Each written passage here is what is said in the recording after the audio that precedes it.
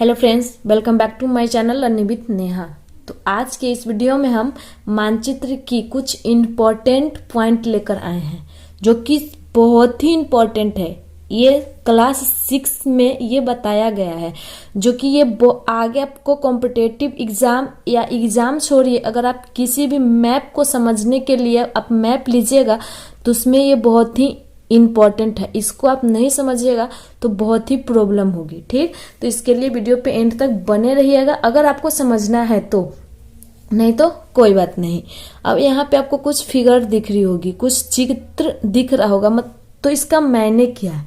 जैसे कोई भी मानचित्र होता है, मैप, उसमें ये सब पिक्चर है वो रहता है, तो उसका मतलब क्या है, इस चित्र का मतलब क्या होता है। तो इस वीडियो में आज हम यही बताने वाले हैं, जिससे आपको जब आप मानचित्र लेकर बैठिएगा तो उसमें ये पता चलेगी कि ये क्या है, ये क्या है और ये क्या। ठीक ना, तो चलिए टाइम बर्बाद न करते हुए इस वीडियो को स्टार्ट करते हैं और समझते हैं। तो फ्रेंड्स देखिए, ये तीनों है, ये रेल लाइन से जुड़ा हुआ है। ये तीनों जो फिगर है वो रेल लाइन से जुड़ा हुआ है, first, second and third. First वाले को हम क्या कहते हैं, ये है बड़ी लाइन। जो रेलवे लाइन होता है, जो जिसको हम पटरी बोलते हैं, तो ये बड़ी लाइन है। तो फ्रेंड्स देखिए, मैंने इन तीनों का नाम लिख लिया। तो इस फिगर को मानचित्र में ऐसा फिगर जब बना रहेगा तो उसको आप समझिएगा ये बड़ी लाइन है। समझिएगा क्या, ये बड़ी लाइन का ही उसमें ऐसा चिन्ह बनाया होता है। ठीक, अब देखिए मीटर लाइन, जो मीटर लाइन होता है उसका ऐसा चिन्ह बना हो तो आप समझिएगा कि मीटर लाइन है। और ये क्या है, रेलवे स्टेशन। ऐसा फिगर बना हो, नीचे में ये रहे और रेड पॉइंट रहे और RS लिखा हुआ है, R से रेलवे, S से स्टेशन। ऐसा पूरा जैसे इसमें आपको दिख रहा है सेम ऐसा ही उसमें बनाया रहता है और RS लिखा रहता है। इसका मतलब क्या है कि इस जगह पे रेलवे स्टेशन है। ठीक, तो आपको ये रेलवे लाइन का कंफ्यूजन दूर हो गया।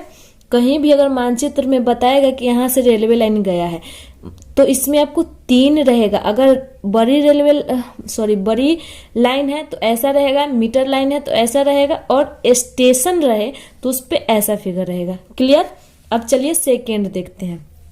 सेकेंड नंबर है हमारा सड़क से रिलेटेड। सेकेंड नंबर है हमारा सड़क से रिलेटेड। तो देखिए सेकेंड लाइन ये है सड़क से रिलेटेड, मैंने पहले बताया। तो जब ऐसा वाला चिन्ह रहे तो इसको हम क्या बोलेंगे, पक्की सड़कें। मतलब ये पूरा जिसमें डॉट डॉट नहीं रहे, दोनों रहे, तो इसको हम बोलेंगे पक्की सड़कें। क्या है, ये पक्की सड़कें है।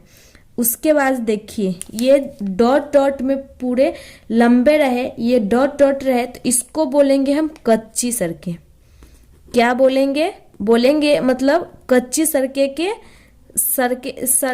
सड़कें की साइन जो होती है वो ऐसा बनाया जाता है। इसका मतलब ये क्या है, कच्ची सड़कें है, और ये क्या है, पक्की सड़कें। अगर यहाँ से सड़क जा रहा है तो अगर पक्की सड़क हो, मानचित्र में ये बताया गया कि यहाँ से ये सड़कें जा रही है, तो पक्की हो तो ऐसा, कच्ची हो तो ऐसा। ठीक, क्लियर हो गया सड़क का। अब देखिए ये हमारा है, ये सीमा से रिलेटेड है। जैसे इंडिया पाकिस्तान जिसको हम बॉर्डर कहते हैं, तो ये उससे रिलेटेड, या तो जिला बॉर्डर हो या अंतरराष्ट्रीय बॉर्डर हो या किसी स्टेट का बॉर्डर हो। आप कैसे पता कीजिएगा कि ये स्टेट का है या ये जिला का है या ये अंतरराष्ट्रीय है। तो चलिए इसको आप ध्यान से देखिए क्योंकि ये बहुत ही इम्पोर्टेंट है। ये सब आपको जितना मैटर नहीं करेगा जितना ये करता है। ठीक, तो देखिए ये जो रहे और जिसमें बड़ी सी पॉइंट रहे तो इसको बोलते हैं अंतरराष्ट्रीय सीमा, इसको बोलेंगे। अब देखिए ये है अंतरराष्ट्रीय सीमा, और जिसकी पतली लाइन हो और छोटी सी पॉइंट हो उसको बोलेंगे राज्य का सीमा। जैसे इंडिया और बिहार और उत्तर प्रदेश का है ना, बिहार और उत्तर प्रदेश दोनों बॉर्डर है ना, तो जो बिहार और उत्तर प्रदेश के बीच का जो सीमा होगा, बॉर्डर होगा, वो ऐसा बना हो गया, या किसी भी स्टेट का। ठीक, तो राज्य सीमा ये है। और जिला सीमा, जैसे कि वैशाली हो और मुजफ्फरपुर हो। हम बिहार का बता रहे हैं, आप जिस स्टेट में रह रहे हो तो आप उसका देखिएगा। जैसे यहाँ इधर वैशाली है, इधर मुजफ्फरपुर है, ये मुजफ्फरपुर का एरिया है, ये बिहार वैशाली का है। तो इसके बीच का जो बॉर्डर होगा ये वो मानचित्र में इस तरह से दिखाया गया होगा, तो वो क्या होगा, जिला का होगा। ठीक, अब देखिए, अब हम आते हैं 4 लाइन पे। ये आपको समझ में आया होगा। अब 4 में है हमारा नदी से, मतलब जो जल से रिलेटेड है उससे, कि कहीं पे नदी रहे, कुआं रहे, तालाब रहे, नहर रहे या पुल रहे तो उसको कैसे करेंगे। ठीक, तो जब ऐसा बना हुआ हो तो इसको बोलेंगे हम नदी।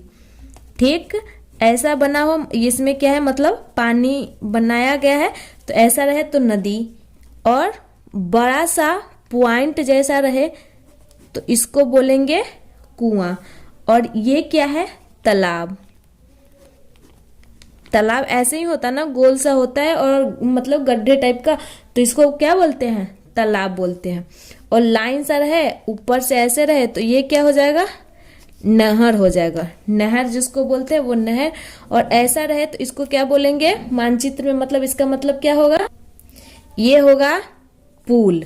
अगर किसी भी रास्ते में, जैसे देखिए यहाँ पे रास्ता है, इसके बीच में अगर पुल रहे तो वहां पे ऐसा सिग्नल बनाया रहेगा, ऐसा भी रहेगा, और साथ में इस पुल का भी साइन रहेगा। ठीक, तो इसको क्या बोलेंगे, नदी, कुआं, तालाब, नहर और पुल।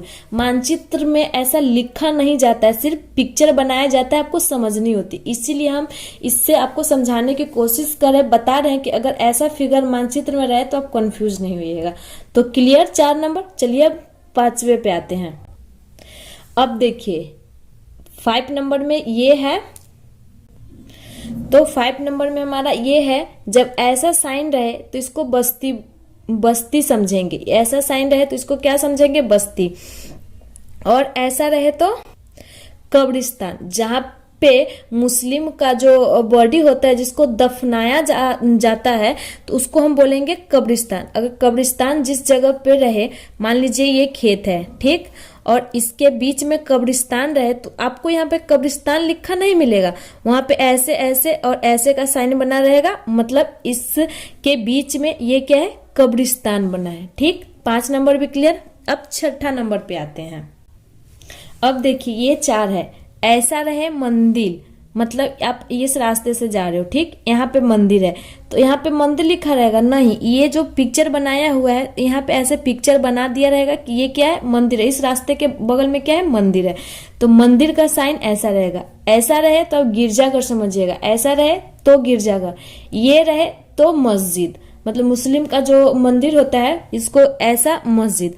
और छतरी मतलब जैसे समय वो होता है, समय देखने वाला, तो इसकी आपको जरूरत नहीं पड़ेगी क्योंकि ये ज्यादातर गांवों में या किसी भी मानचित्र में नहीं रहेगा। अब 7 नंबर पे आते, ऐसा रहे तो इसको हम क्या बोलेंगे, पेड़। ये रहे तो आप समझ जाइएगा कि ये क्या है, पेड़ है, और ये क्या है, घास है, तो इसमें समझाने की कोई जरूरत नहीं। ऐसा साइन रहे तो घास, ऐसा रहे तो पेड़।